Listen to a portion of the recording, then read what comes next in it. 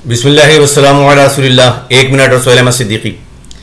रमज़ान शरीफ बरकतों रहमतों का महीना है, इबादत का महीना है, मगर अफसोस सद अफसोस पाकिस्तान में सबसे ज़्यादा रिश्वत इसी महीने में ली जाती है और उसमें सबसे बड़ा हिस्सा है पुलिस का।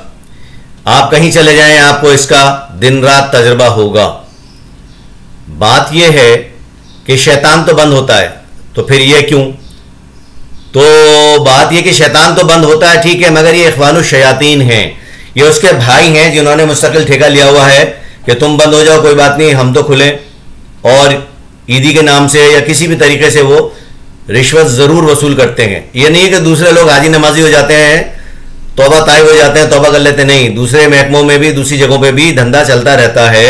मगर रमज़ान शरीफ में मुशाहिदा यह कि सबसे ज़्यादा रिश्वत पुलिस लेती है। इसके खिलाफ हज़्ब तौफीक आवाज़ उठाएं, सदा एहतिजाज बुलंद करें।